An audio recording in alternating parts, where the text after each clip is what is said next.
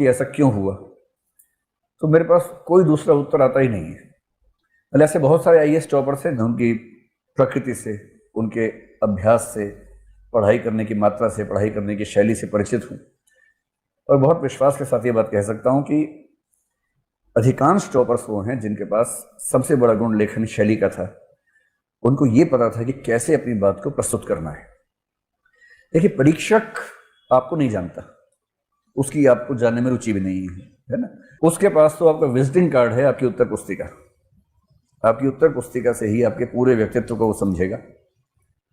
और इस परीक्षा में 2025 में से 1750 अंक आपके लिखे हुए पर आने हैं। लेखन सुंदर होना चाहिए, लेखन में प्रभाव ऐसा हो कि कोई परीक्षक आपका उत्तर पढ़े तो उसके मन में ये भाव है कि बस इसी बच्चे को ढूंढने के लिए सारा प्रपंच रचा गया था, और वो आपको बहुत अच्छे अंक देके, मतलब कम से कम उसकी तरफ से आपके आईएएस बनने की बाधाएं समाप्त हो जाएं। आगे तो ठीक है, इंटरव्यू भी है, बाकी पक्ष भी है। निशांत जैन को इतना ऊंचा रैंक मिला, मतलब लाख कारण आप सब उसके गिन लीजिए। मुझसे जब जब पूछा जाएगा, मैं निशांत से भी कहता हूँ, सबसे कहता हूँ कि सबसे बड़ा कौशल उसका लेखन कौशल है।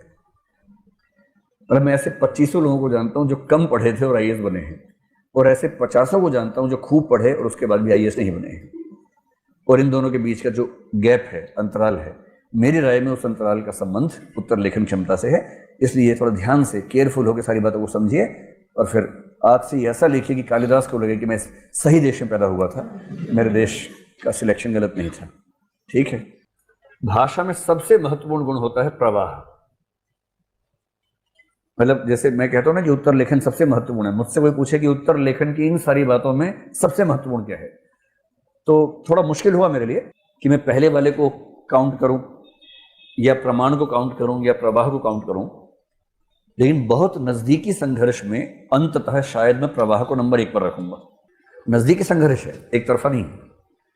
पर मैं अपनी राय अगर बताऊंगा तो मेरे ख्याल से प्रवाह नंबर 1 पर है, क्योंकि मैंने ऐसे कुछ उत्तर पढ़े हैं। अगर लिखने वाले की भाषा में प्रवाह हो तो कभी कभी वो प्रवाह में परीक्षक को इस तरह से बहा के ले जाता है कि परीक्षक ये भी भूल जाता है कि उत्तर उस प्रश्न का है ही नहीं जो पूछा गया था। वो खो जाता है कि क्या लिखा है, वाह, और नंबर दे देता है। उसको बाद में रियलाइज होता है, रात को सोते हुए सपने में आता है कि अरे वो तो उस प्रश्न का उत्तर था ही नहीं, पर तो नंबर दे चुका हूं। अगर प्रवाह आपके पास है, प्रवाह का मतलब बहते हुए पढ़ा जाए, एक एक शब्द में आपस में लिंक हो, एक एक वाक्य में लिंक हो, हर वाक्य पढ़ते हुए लगे कि पिछले वाक्य का रिजल्ट है और अगले वाक्य की भूमिका है। अगर ये प्रवाह आपके उत्तर लेखन में, प्रवाह कैसे आता है, बात होगी उस पर, लंबी बात होगी, लेकिन सबसे पहला गुण है प्रवाह। दूसरा गुण है यथासंभव शुद्धता। इस बात को लेकर लोग बड़े नाराज हो जाते हैं। कई बच्चे पूछते क्या शुद्ध हिंदी लिखना जरूरी है? शुद्ध भी नहीं बोलते कम वक्त, क्या शुद्ध हिंदी लिखना जरूरी है? तो मैं बोलता शुद्ध नहीं लिखना जरूरी है, शुद्ध लिखना जरूरी है। अच्छा, कई लोग तो गौरव से कहते हैं कि मैं शुद्ध हिंदी नहीं लिख पाता हूं, कैसे फर्क पड़ेगा? गलत फहमी है। कई लोगों को ये गौरव का भाव लगता है कि मैं शुद्ध हिंदी नहीं लिख पाता हूं, तो हिंदी माध्यम क्यों चूज किया था? अंग्रेजी कर लेते। अच्छा, वो अशुद्ध भी नहीं लिख पाते हैं, इसमें तो शुद्ध में दिक्कत है। तो जो भी माध्यम है आपका, जो भी भाषा आप लिख रहे हैं, कहने को कुछ लोग कहते हैं कि साहित्य को छोड़ के बाकी विषयों में फर्क नहीं पड़ता कि आपकी भाषा शुद्ध है या नहीं है। ये कहने की बात है, और आनुपातिक अर्थ में ये बात सही है कि साहित्य के विद्यार्थी के लिए भाषा थोड़ी और शुद्ध हो, साफ सुथरी हो, ये अपेक्षा रहती है।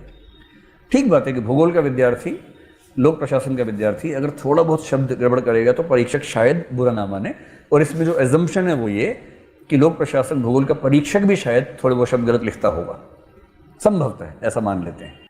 और मैं दावे से आपसे कह रहा हूं कि अगर आप आसान किस्म के शब्दों को गलत लिख रहे हैं तो परीक्षक किसी भी विषय का हो, उसका मिजाज बिगड़ जाता है। और यदि उसका मिजाज बिगड़ा तो फिर ऐसा नहीं है कि आपके नंबर नहीं कटेंगे। और शुद्ध लिखने का मतलब दोनों अर्थों में, ना ग्रामेटिकल मिस्टेक्स हो, ना स्पेलिंग मिस्टेक्स हो। और जो विद्यार्थी आमतौर पर करते हैं वो वर्तनी के मिस्टेक्स ज्यादा करते हैं। वर्तनी यानी स्पेलिंग। स्पेलिंग मिस्टेक्स कई बार इतनी ज्यादा होती हैं कि पढ़ते हुए ना हर 5-6 शब्दों के बाद लगता है जैसे दिल में किसी ने खरोच लगा दी हो।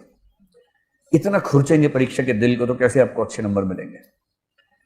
और सही भाषा हो तो पढ़ते हुए बड़ा सुख महसूस होता है कि कितना प्यारा लिखा है।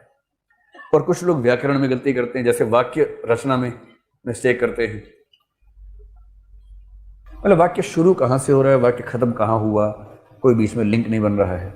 भारत के स्वाधीनता संघर्ष में महात्मा गांधी और नेहरू जी का विवाद हो गया हूँ, अगर आप ऐसा वाक्य लिखेंगे, शुरू कहाँ से हुआ, खत्म अचानक कहाँ हो गया, कोई लिंक समझ में नहीं आ रहा, तो परीक्षा क्यों प्रभावित होगा। लंबे वाक्य लिखिए, उसमें दिक्कत नहीं। ऐसा आपसे कोई नहीं कहेगा कि लंबा वाक्य मत लिखिए, बस लंबा वाक्य लिखिए जब लंबे वाक्य की ज़रूरत हो, और उसको अब एक प्रवाह में लिखने।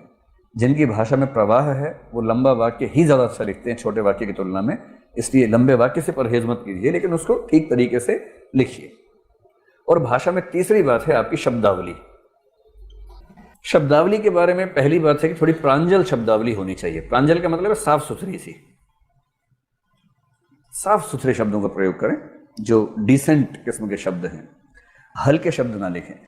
दूसरा, एक भाव मन में यह आता है कि शब्दावली में हम कैसी शब्दावली इस्तेमाल करें। जैसे एक शब्दावली थोड़ी उर्दू फारसी प्रधान शब्दावली होती है, एक होती थोड़ी संस्कृत निष्ठ शब्दों वाली शब्दावली, तत्सम शब्द जिनको बोलते हैं।